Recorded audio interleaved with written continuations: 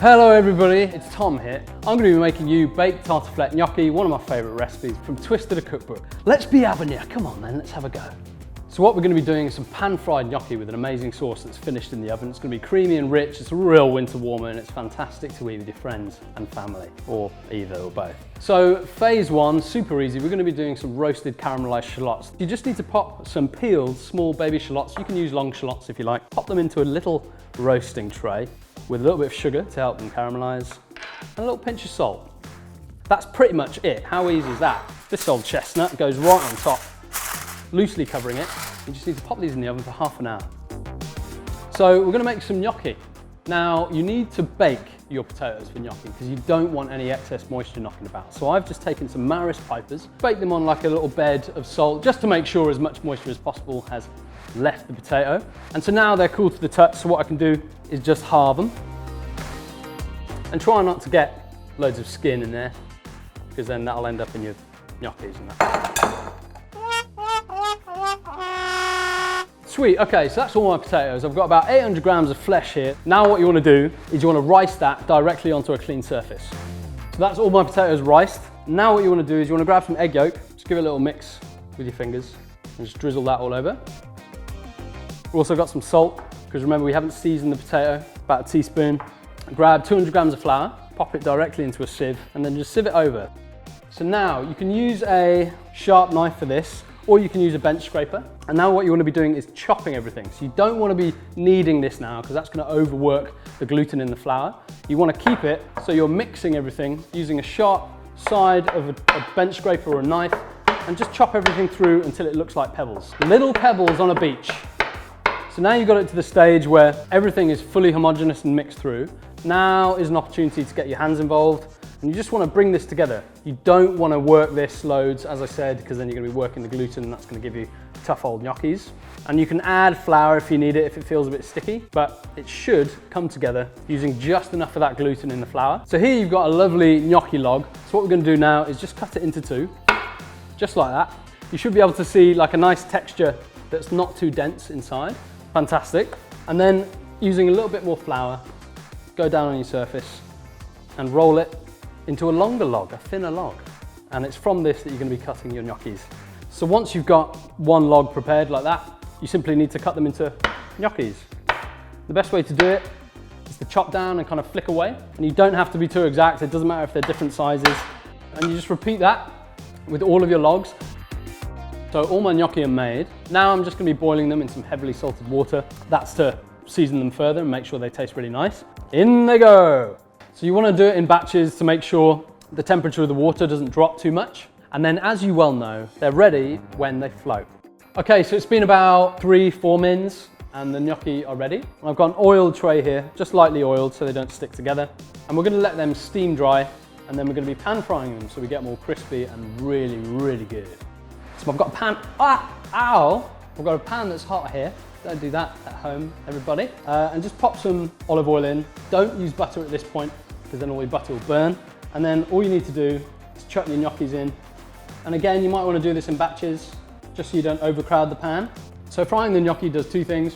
Firstly, it's going to caramelise the potato and the flour, make it taste nice, but it's going to change the texture. And it's really great when you're doing it with a sauce because it means that the gnocchi just retain their shape a little bit better. And you also get a bit of that texture when you bite through your finished dish. So essentially all you're looking for is good colour on both sides. You're not looking to cook these through anymore. Of course, they're already cooked. And they're also going to be finishing in the oven under the grill.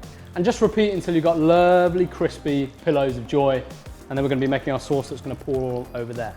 All right, sweet. So my second batch of gnocchi is done. So I'm just going to pop in some butter, chuck in some sage to get crispy.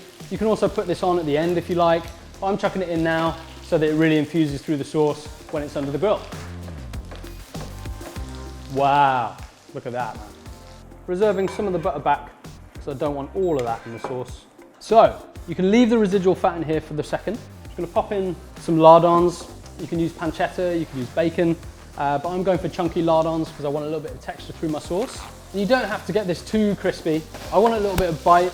I don't want little shards of bacon like crackling around everywhere. So this is looking amazing. Now we're going to chuck in some sliced garlic.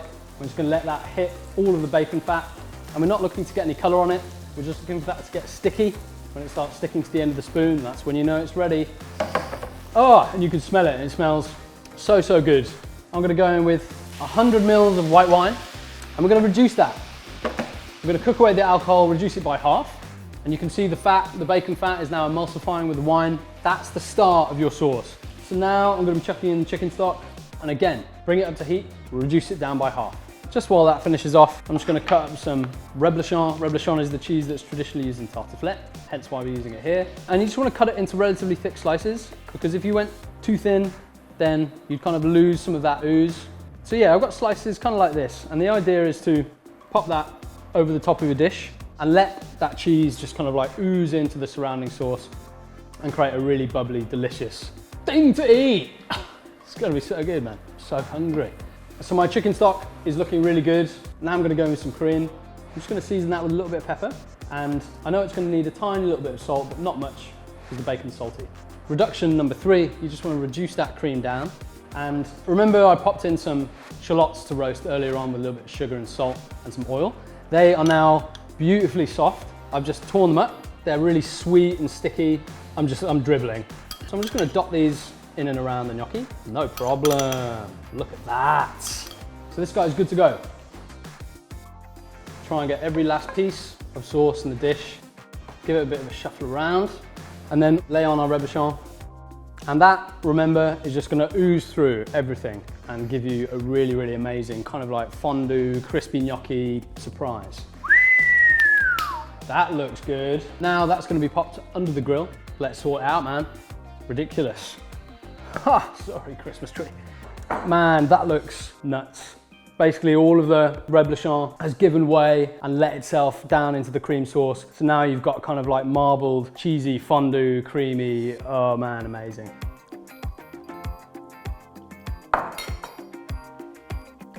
Off the absolute chain. Dark, sweet, caramelized shallots. The cream sauce, which you know is gonna be good. Garlicky. The reblochon has like now become one with the surrounding sauce, and it's just like big in flavor. This is amazing. That has been my baked tartiflette gnocchi from Twisted the Cookbook. It's available now, so go and grab yourself a copy and do yourself a favor this Christmas and cook with us. See you later.